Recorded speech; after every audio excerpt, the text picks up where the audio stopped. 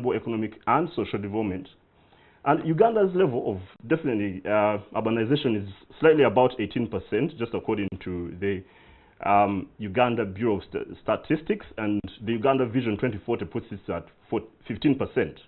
So the government of Uganda recently received financing from the International Development Association through the Competitive Enterprise Development Project, called CEDP, for the development of the National Physical Development Plan. So in order to understand the preparatory process for the National Physical Development Plan, I am hosting the Minister of State for Urban Development, Honorable Isaac Musumba, and the Director of Fiscal Planning and Urban Development, Mr. Savino Kasigaire, all from the Ministry of Lands, Housing and Urban Development. Please, you're all welcome. It's a delight indeed that you're joining us. And we are live on Facebook. If you go on Facebook right now, I'm open and we can have the discussion extended there. Then at the end of this talk show, perhaps I'll make an open up of the lines and we'll have indeed an engagement with you on phone in this particular dialogue. So let me get started and get to my panel straight. Honorable Isaac Musumba, it's a delight indeed to have you here. Thank you. How are you? I am very well. Okay, so you're the State Minister for the Urban Development section. I don't know whether it's called a section, but under the Ministry of Lands and Urban, Ministry of Lands, Housing and Urban Development. True. So we are going to talk about fiscal planning. I need you to help give, first of all, the description of what physical or spatial planning in land development and of course on national development, and also help us to understand what the ministry does that you represent on this particular panel. Spatial planning is basically planning for the space. Mm-hmm. Uganda has a defined territory. In order for us all to live in an orderly environment, we need to be able to determine ahead of time where we want the road to be, where we want the railway to be, where we want the airport to be, and how these are going to connect to each other, where we will want to have the bus stop so that people going to the factories, which we will have decided to place somewhere, can be able to use the transport to go to that.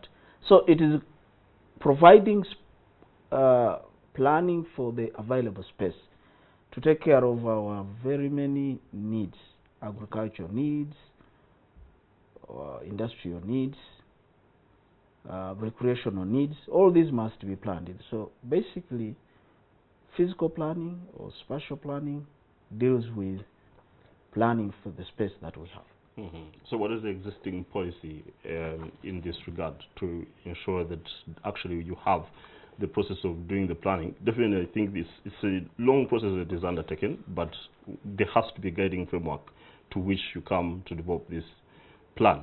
So can you just give a slight synopsis about what the policy is and how the implementation of this policy? Baldwin, what I have some good news and some bad news. The bad news is that we as a country have not been sufficiently proactive in planning, physical planning or planning for the space that we have.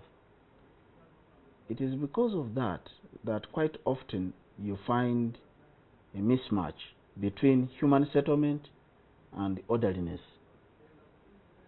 So that's the bad news. Mm. The good news is that now we have changed that round.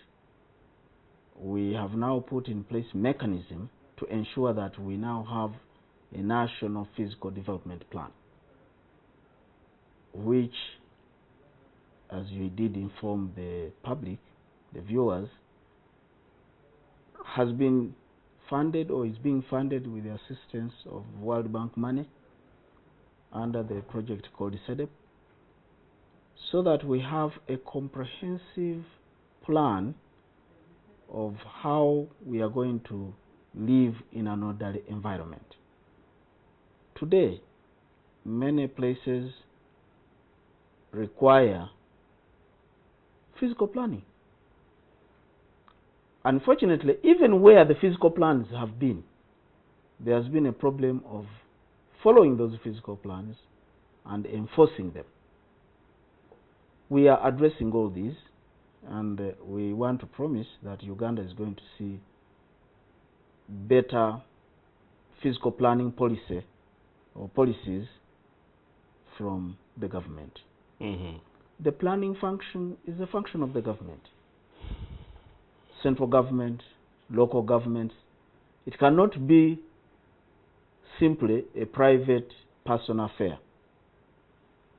But quite often, when there is a gap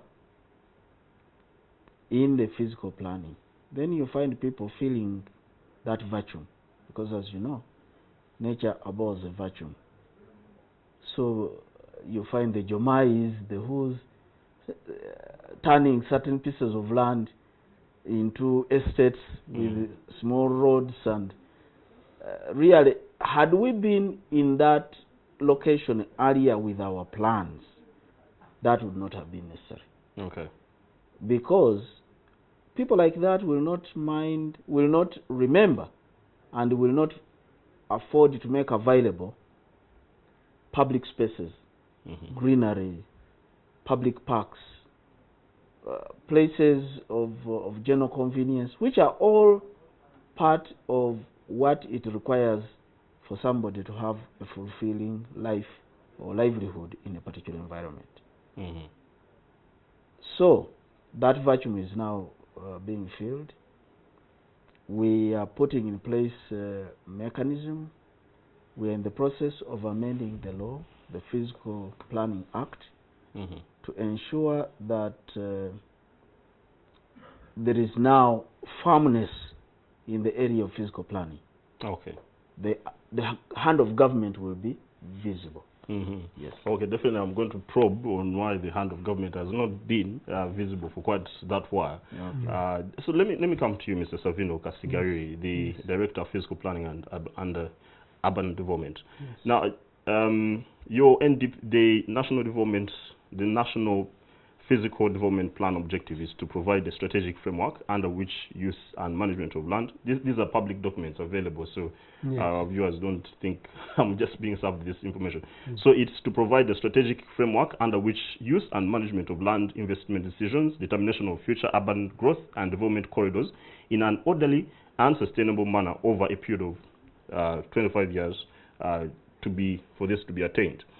So we want to understand what your department particularly does, because I believe the Department of Physical Planning and Urban Development under the Ministry of Lands, Housing and Urban Development has been in existence. So what does it do? What have you done so far to the point that your boss here, the State Minister, says the hand of the government has not been visible in that regard? So what have you done as the department, and what is basically generally your function as a department? Oh yes, it's actually a directorate of physical planning and urban development, which is composed of 3 departments. One for physical planning, another for urban development, and another for land use regulation and compliance. It's like our inspectorate arm. Now, that directorate has done quite a lot of work. One, let me start by defining its role. That directorate is responsible for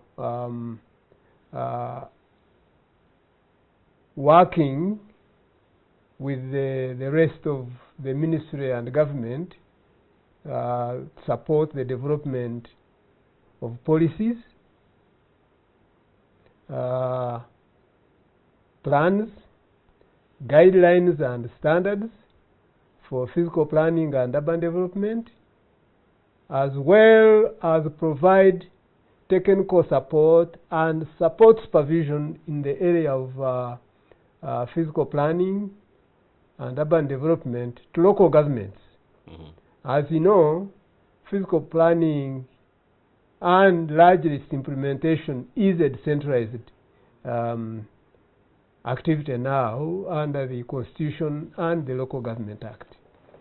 What the ministry does, or the central government, is policy, laws and regulations, standards, and support supervision and technical support. And we are doing that. But we've gone further in that area to assist local governments to develop plans.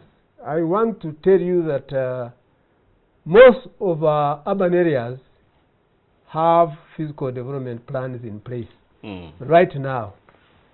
The missing link that you see that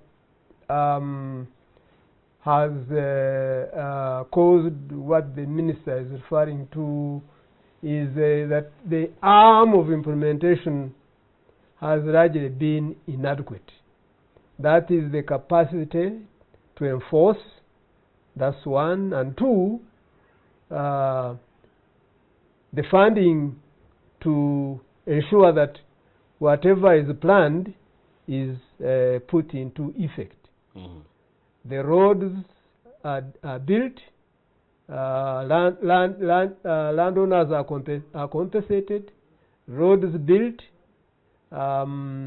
the open spaces that are supposed to be for recreation by the public are bought and developed, and so on and so forth. Surveys are done to ensure that land subdivisions are effected in an orderly manner. And that is where we have a slight challenge. But and at the same time, the rate of urbanization that has been referred to is pretty high, comparable to the capacity available with the implementing agencies to cope. That is 10% by AUN. Yes, absolutely, absolutely. Okay. So what the National Physical Development Plan is to do is to reinforce the hand of government to intervene across the board through amending and strengthening the institutions responsible for this, and directing the critical resources to areas that are essential in ensuring that plans are implemented. Okay. That is the providing that strategic framework to ensure that those things now happen. Okay, just a slide, maybe in 1 minute or 30 seconds. I need, you know, we are, our state or the government here is accused of being a very extremely planning machine. It does a lot of planning and impressive plans on set. So there are predecessor planning frameworks that have been actually in place coming to this NPDP. There's the Comprehensive National Development Planning Framework, National Development, of course, Plan 2, Plan 3, all these. So what makes this very exclusive, that you have greater faith that actually the planning, the spatial planning implementation will become real, in exclusion of the experiences that have been faced with these predecessor plans or planning frameworks that you've been having?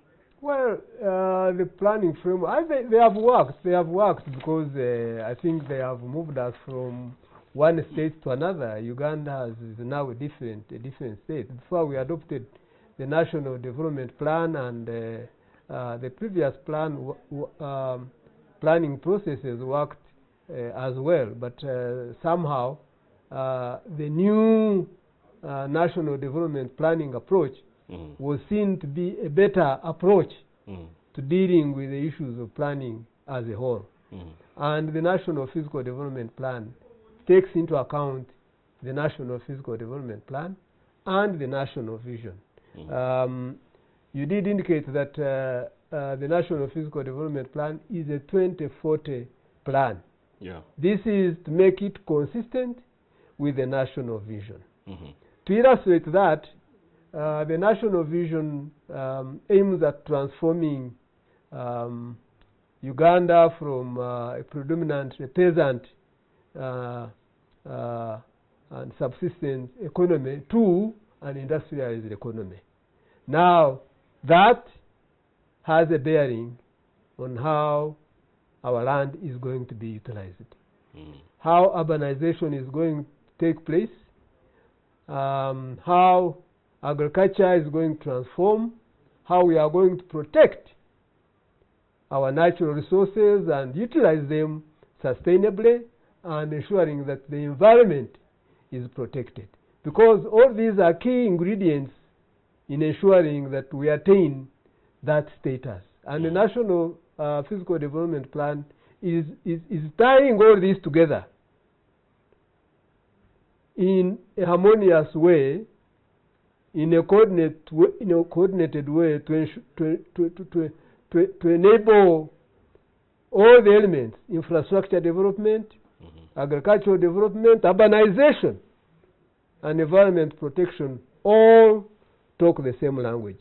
And that harmonization and coordination is the critical element to strengthen the arm of government in ensuring that the drive to the Vision 2040 is real and realized. Okay, thank you indeed.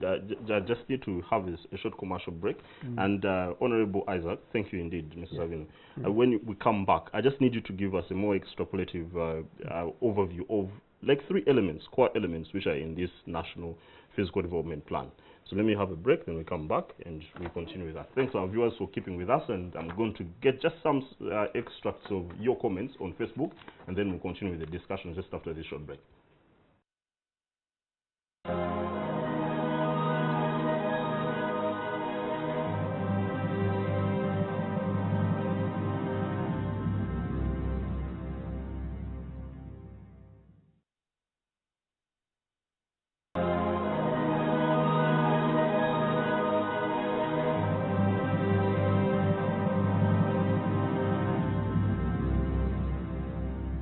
Keeping with us here at NTV, I'm Karaga Bodwins, and we're coming to you live from the Kampala International Conference Center. And we're talking about the issue of preparing for the National Physical Development Plan that indeed is going to take care of the entire infrastructure resource that we have here in Uganda. We're still having the discussion on Facebook, but let's first continue with the focus on the discussion here in the studio. And I have with me Honorable Isaac Musumba, the Minister of State for Urban Development, and Mr. Savino Kasigaire, the Director of Fiscal Planning and Urban Development under that ministry. So, Honorable, just a bit of some particulars. Of course, we talked about the issue of planning for industrial spaces and all these aspects.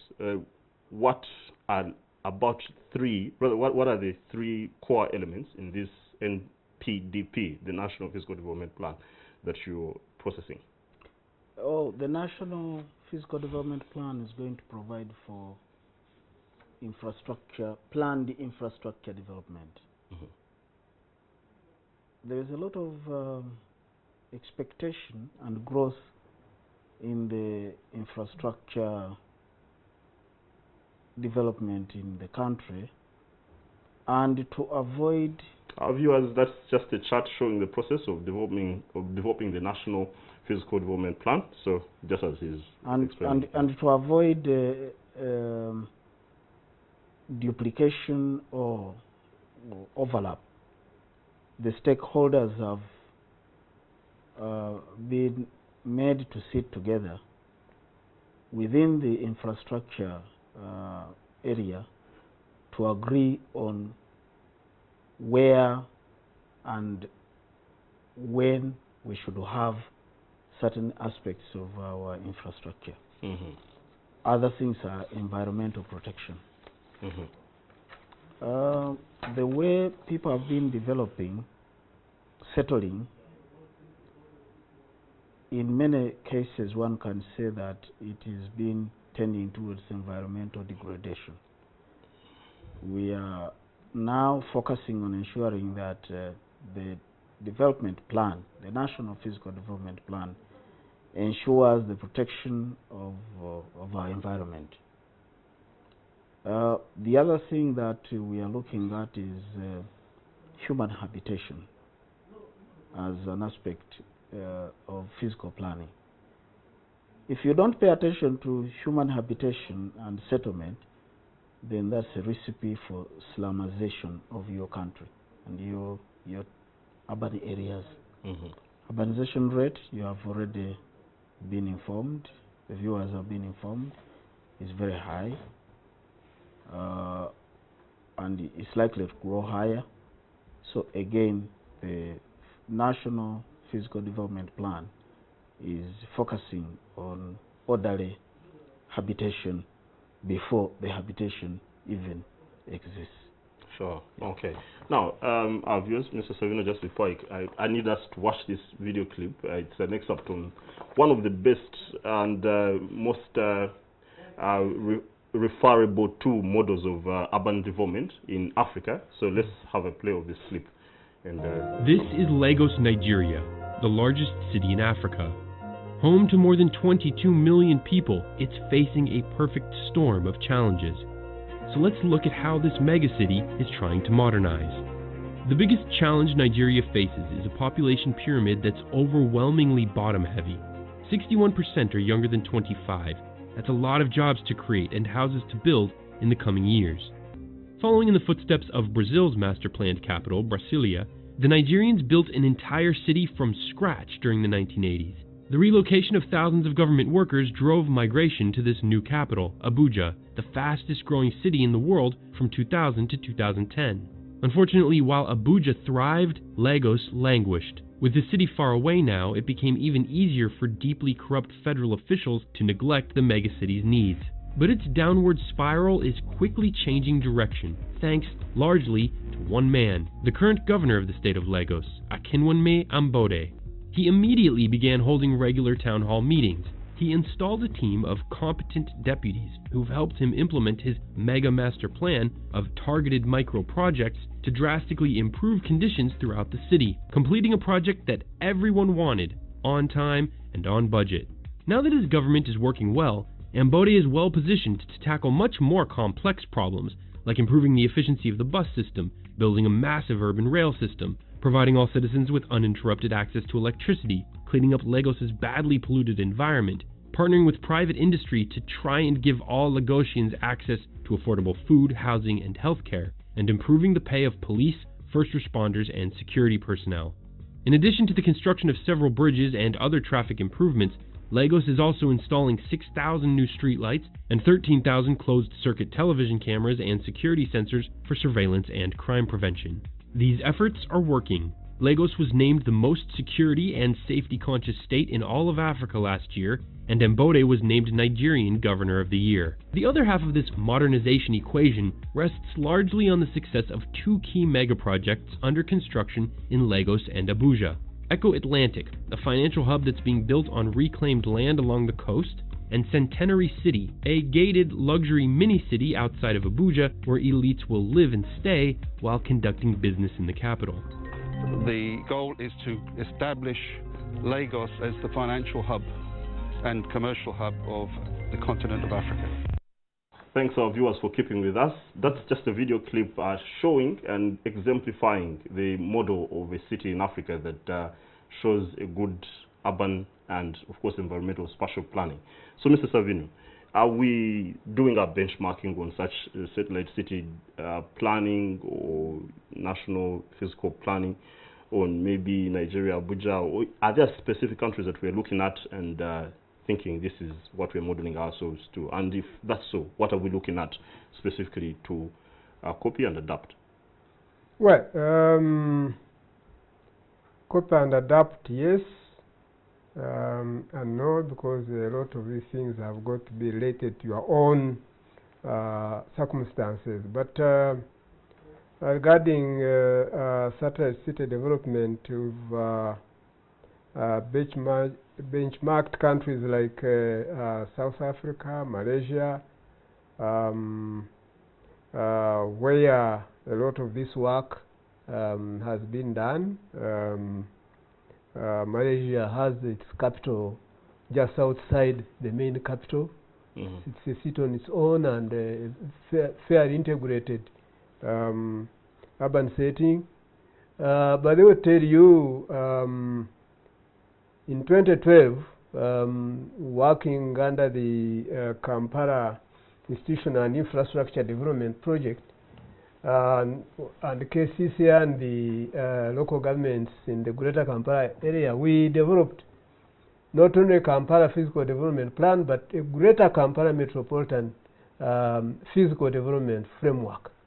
And out of that, we are already getting interested parties to partner with us to develop satellite cities outside Kampala with a view to decongesting the city and create kind of new settlements that will provide housing, jobs in kind of setting that you could see in just outside Lagos. So we are already doing that. And part of this National Physical Development Plan is to identify other potential areas for metropolitan development and to kind of develop approaches for implementation in that kind of format. We are actually already doing that, and we hope that when it's done, and you will probably remember that we told you at this on this show. Okay, true. Yes, yeah, thank you indeed. Now, we are adapting pretty quickly, and one of the things that we are good at is ratifying international maybe dictations and treaties, because the UN has, I think, its second SDG, or Sustainable Development Goal, is in regard to making sure that we have sustainable, livable cities.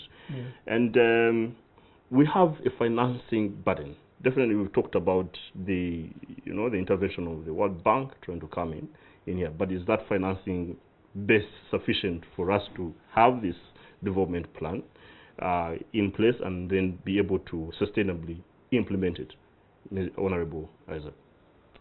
There is no adequate financing available, literally, for anything. The World Bank, from which we borrow, also has its own limits. And as a country, we too have limits. The most sustainable way in which to address financing for something like this has to be from within. And just because the ministerial statement of 2016 that was presented shows that the sector had an approved budget of 96.2 billion Uganda shillings, of which 17.9 billion was for wage and non-wage, and 78.2 billion for development expenditure. So this is some money that is coming from the public coffer also to this ministry. Very good. And we're asking the public, the parliament, the government. To our viewers, that is the statement, Lands Ministry vote, that is through the financial year 2016-2017. Yes, you can continue. We're asking the government, the public, to avail more resources to physical planning and urban development. If we do not do so now, we will be like the Lagos you saw. We will come to a point where we have no choice but to abandon where we have been. Abuja, then go to... abandon Lagos and go to an Abuja. Which, in terms of money, we may not afford as a country. Because, of course, Nigeria has more financial muscle. The most we can do is within our own environment to come up with innovative ways of having the private sector to fund many of the activities. For example, we have come up with the concept of de-escalating the problems in Kampala by seeking to create satellite cities. If you, and we know about it, if you have 1,000 or so acres of uninhabited land within the environs of the metropolis of Kampala, under the constitution and the law of physical planning, the government can cause land use can cause you to comply with its land use requirements. There's a distinction between land ownership and land use. Yes. The land is yours, nobody is taking it away from you. But the use, the government is mandated by constitution to determine the use. So we can determine, and we will determine, that this 1,000 or 1,500 acres that you have, you will not create a slum on that land. We will do a fiscal planning for a city, a satellite city, planned settlement on that piece of land, and then you will use those plans to get people to invest on that in keeping with what we have agreed.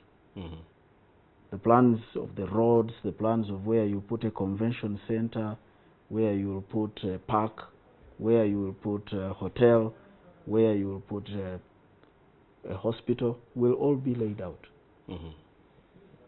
The investor will now come and buy, knowing very well that if it is a hospital, his plot of land will be there. If it is a convention center or a hotel or a leisure park, it is all clearly marked. That way, you'll find, like the video that you showed, people getting away from the main Kampala central area where they are overcrowded to a more decent, livable environment. If you have 2, 3, or 4 satellite cities, it is going to help to ensure that you de-escalate the problem. The other thing is regional cities. We are also looking at regional cities so that the people of Arua don't have to come from Arua to Kampala to be in a city. We have plans of ensuring, and it's within the National Development Plan, that we create regional cities in places such as Jinja, Guru, I think, Arua, and Guru, Mbale, Mbara, and Arua. Yes, so innovation is what is going to help us. Okay. Just about a minute or two, just a follow-up, Mr. Savino. You know, Uganda has a very complicated land tenure system. There's been an effort by the government to ensure that it is somehow harmonized by the 2013 land and land use policy kind of development. But this is a controversial aspect. If the Honorable Minister is saying that actually the state will come and somehow dictate or coerce you to adopt a certain land use preference than what perhaps you would wish, don't you think that is going to pit you against the population and you'll be in serious trouble with the kind of diverse land tenure system that we have? Just a minute, then, yeah.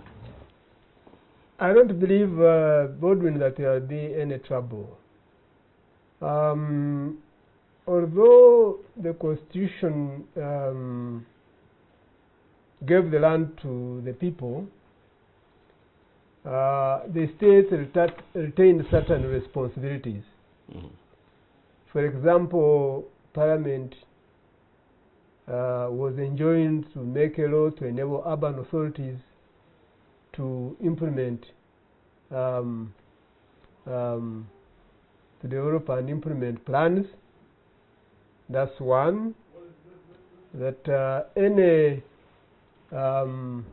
land owned under any tenure, freehold, mile, leasehold, or customary, should be utilized in accordance with the plan that is made in accordance with the laws made by Parliament. And the Fiscal Planning Act does exactly that. Actually, the National Fiscal Development Plan that we are developing now comes directly from the Fiscal Planning Act. So, you can own land, but you can only use it in accordance with the plans of an entity, whether a town, a municipality, a district, Now Uganda is going to develop plans. Let me tell you, despite the constitution, the new constitution, 1995 constitution, government has been developing roads, expanding new ones, developing new ones, right? On people's land. The only constraint there could be the element of compensation, right? Yep. That is the only element, but you cannot block government or a local government from implementing a plan, provided they can acquire the land, if because the land belongs to you. No.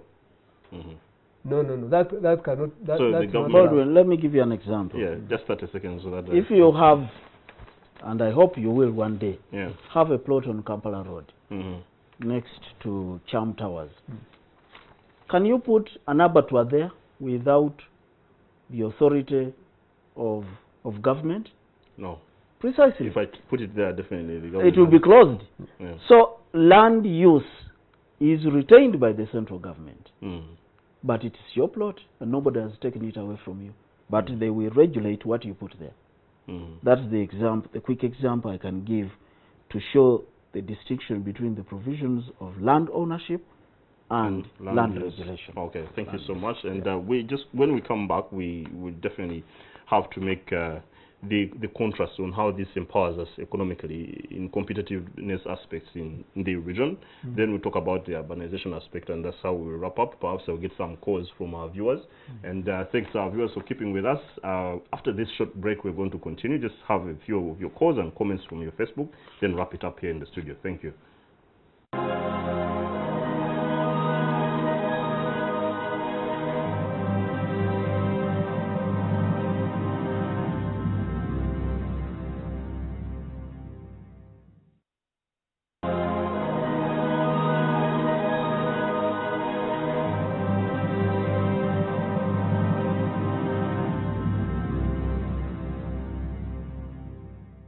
Thanks our viewers for keeping with us. This is Karagar Baldwin coming to you from NTV here at the Campus International Conference Center. And let me just cite out some of your views on Facebook. Pretty interesting. I have Hilda C. Omela Ahimbisiwe, and she says that NTV, if we give our views, of course this is to the Ministry of Lands, the Housing and Urban Development, will they be implemented? With Uganda, it is always on paper, but nothing is implemented. I hope you hear, Honorable Minister, that comment. Then Seba Yiga Godfrey, the problem is that Ugandans are so rigid and big-headed. For instance, when Mrs. Jennifer Msisi tried to implement some things in town to make it look modern, Ugandans hated her, and Uganda would be like doomed until these people accept change. And then Bossa Fred says, let me just read three more. Absolutely no, because even the question was, let me let you know what we're answering. What is your take on Uganda's fiscal planning policy? Do you think the plan of implementing this policy is working? And so Bossa Fred says absolutely no, because even the developing towns I have traveled through are not planned. Look at Mbara. Even nearby towns of Wakiso, Uganda needs a savior, this time not a liberator. Lastly, Athen Man, people are busy planning for age limit issue, and now you bring this. Hey, they are not interested at all in your issue. They just mention them during elections, then donate to people some yellow t-shirts. Okay, this is pretty, the sentiments of the people, and it's a flood of discussion on Facebook. So, Honorable Minister, you go back and then look at the Facebook page of NTV and see how we respond to them. So, you can hear the sentiments of the people out there, quite skeptical. Even to those who would be positive, they're saying some of the things have been proposed, but actually people are protesting against them. Now, Mr. Severino, let me just go. First of all, I think they are right. Okay. They are right because until now, many things that should have been done have not been done in the area of physical planning. But we now have a national physical development plan that we are putting in place. Okay. That must be saying something about what we intend to do. And before I come to you about the issue of urbanization, let me seek Actually, it's you, Mr. Honorable Isaac. I think then Mr. Savino can supplement on this. So Kenya's GDP is 74 US billion dollars. Tanzania is 50.7 US dollars. Uganda is 27.6 US dollars. It's just the second list against Rwanda, which is 8.6 US billion dollars. So I need to ask myself if this makes economic sense. Will it give us an extra economic competitive edge against, especially our topmost competitor in the region, Kenya, and of course the neighboring areas, if we made this national fiscal development plan work? Fiscal development and orderly development of an economy has a direct bearing on investment. Mm-hmm. If you have a city that's clogged with transport traffic problems, it is going to impact on the man hours that someone puts into production. It's going to impact on how someone perceives this country as a place for investment. It's going to impact on business. So an orderly environment is a sine qua non for development. Mm-hmm. We believe that once we have a national fiscal development plan that is up and running effectively, mm-hmm. our GDP is going to increase mm-hmm. as a result of unlocking the potential. What is happening now is you do a road, then a few days later you have to dismantle it so that you put a rail there, then a few days later. It is a waste. It is a waste, and it shows that you are not thinking ahead. Mm-hmm. The National Fiscal Development Plan should be able to address those challenges. Okay, pretty optimistic picture you're painting. I want to come to you on the issue of urbanization, the rate rather of rural-urban migration. Okay, let me just play this clip, and then we have a response from you and perhaps from the minister, and we see how it affects your planning.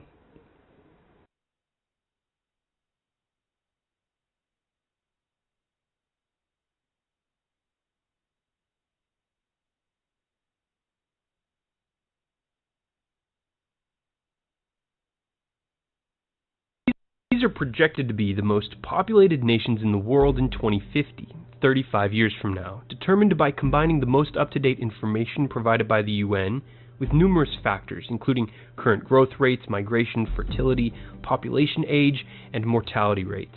Number 20 is Turkey, with 94 million. Even though it'll grow by 17 million people, it falls 2 spots in the rankings. 19th is Iran, which also drops 2 spots. It'll have over 100 million people. In 2015, there are only 12 countries with more than 100 million. Vietnam is currently near capacity and will fall 5 spots, only adding 12 million people to its population.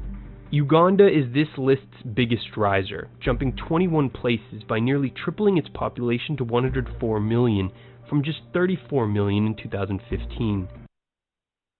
I hope you've heard the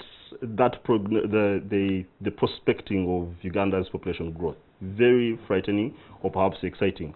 It's going to be in hundreds of millions. It's one of the most population growing nations expected to have risen in 2050. It is. So that is pretty scary. And then we have this kind of surge of rural-urban migration. How are you putting all these things in context? Are you planning for really that also prospect? Because now for you're talking about 2040, are the numbers also being prospectively depicted to be fitting in that particular plan by 2040 to 2050?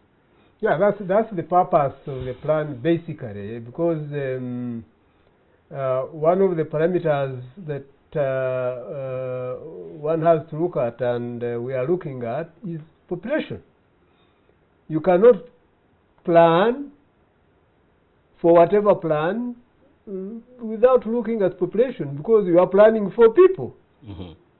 Towns are for people. Environment protection, you are telling people the do's and don'ts. Mm-hmm. Agricultural development is for people. So you are planning for people. So first parameter, population. And we know how population is growing. We know the factors informing this kind of growth. Mm-hmm. We know the urbanization rate, how high it is. It's one of the highest in the world. Right? Yes. Now, at the same time, we know that urbanization is a factor that we have to live with. It is a factor that is, use the minister's term, a sine qua non for growth and development. Because urban areas are the engines of growth. So, necessary interventions must be made through planning and plan implementation in the area of housing, infrastructure, providing for industrial development, and so on and so forth, to support the populations coming into towns, municipalities, and cities. What that does is to relieve the rural areas for agricultural development and transformation. And therefore you avoid this kind of too much pressure on agricultural land that enhances fragmentation into unproductive and economical agricultural units. That's part of the transformation process, and that's what we are planning for. That's part of the transformation process that the National Vision talks about. That's the part of the transformation that the National Fiscal Development Plan is working to contribute to. So that is what we are working for. So most the of people. Most of the critical factors are being. But Baldwin, there is something you said, and I could detect in your voice distress. You said there is this rural-urban migration. What are you people doing about it? Actually, rural-urban migration is okay. Yeah, but it's overwhelming. In fact, if you see the enormity of border in fact, now, to ensure that what we are doing is, in the past, people were coming from the village to the town.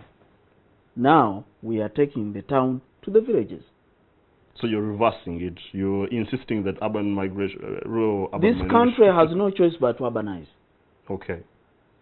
You've had the population, but the territorial area is not growing. Absolutely. So, we must arrange our affairs in such a manner that people can stay in settlements that are planned, but urbanized. That's why now you hear we have climbed in terms of the number of town councils. Town councils that we have. Town boards are over 400. And these town boards are going to grow into town councils. The town councils are, what, over 200. They are going to grow into medium cities. And eventually they will grow into... So, urbanization is something we must embrace, and embrace wholeheartedly. Okay, just let me get a few, 2-3 comments from Facebook. Please. Then we have about 2 last questions. I have Katongli Pius. He says you cannot use 90% of money on meetings, workshops, travel, and salaries and think you are implementing something.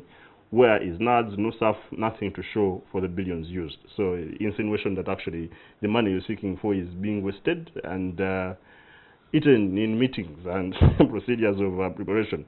Then Paul Coleman, he says that you need a proper transport minister who is known to corrupt and better road system before being able to improve system plus proper inspections and licenses to taxi system laws before this will work.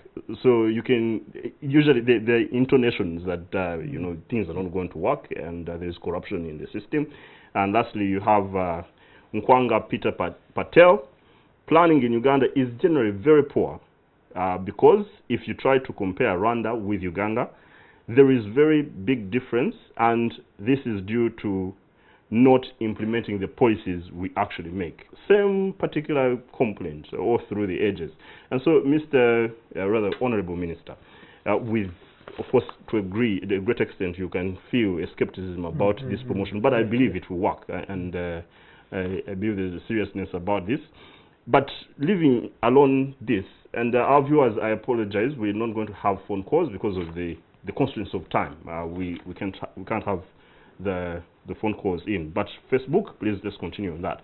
So, Honorable Minister, how do you deal with already the unplanned settlements that are in place, especially the over-slumization of the city itself, of the peri-urban sections? How do you deal with the already existing infrastructure that is unplanned? The question, I think, should be, how do you intend to deal with them? Yes, please.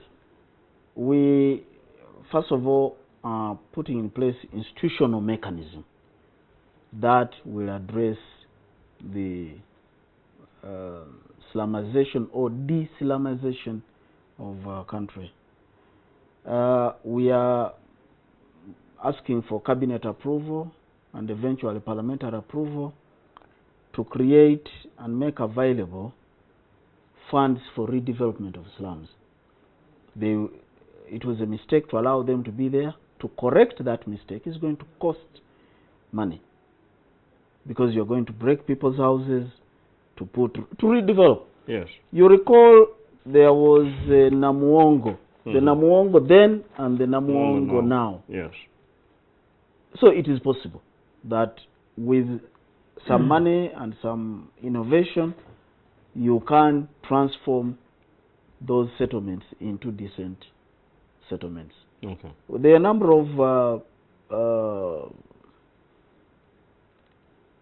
number of strategies that we are reviewing and intending to implement in affording people decent accommodation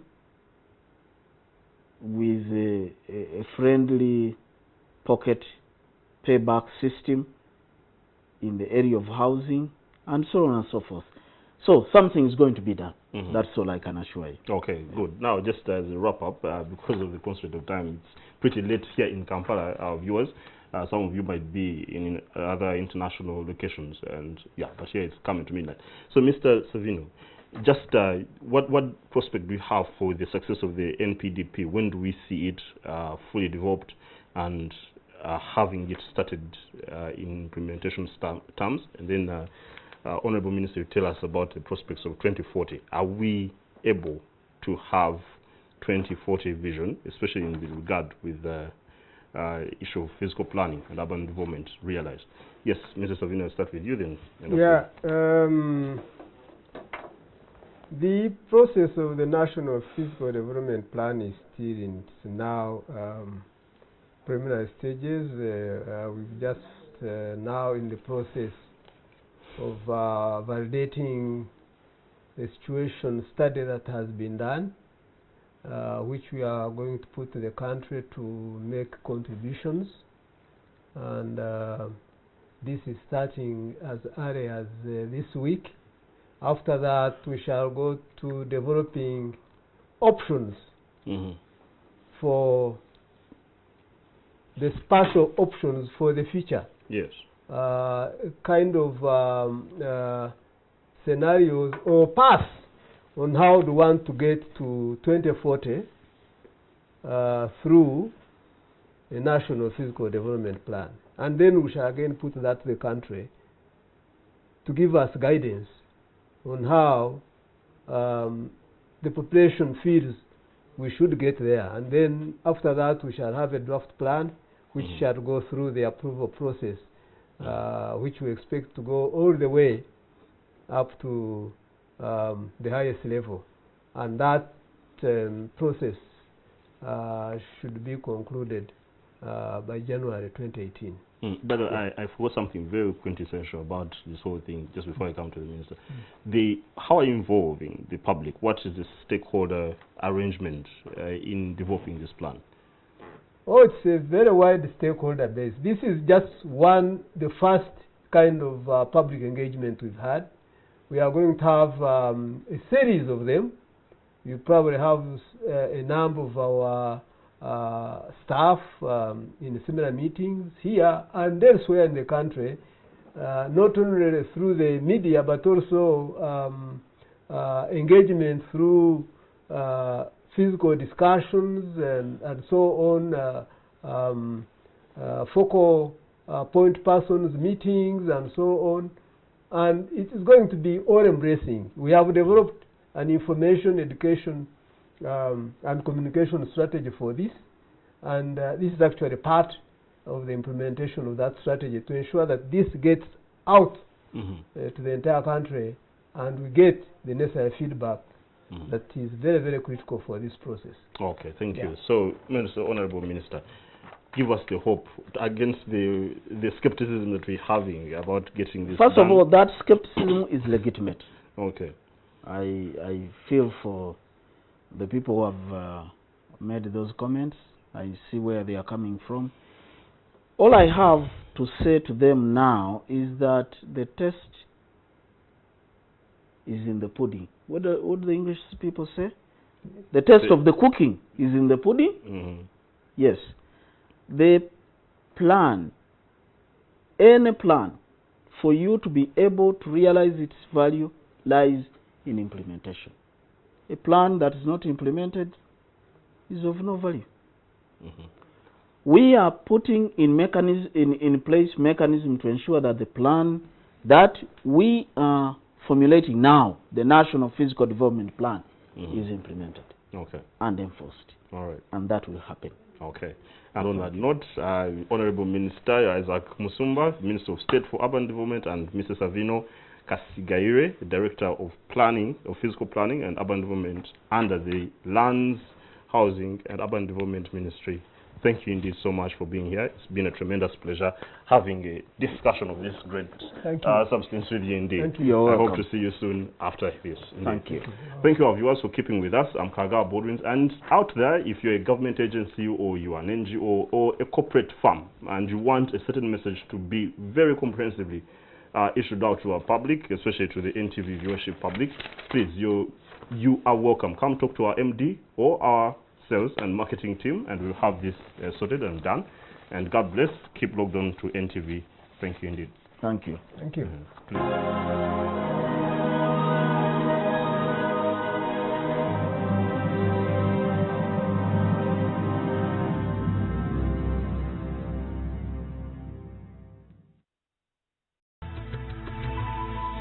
NTV, turning on your world.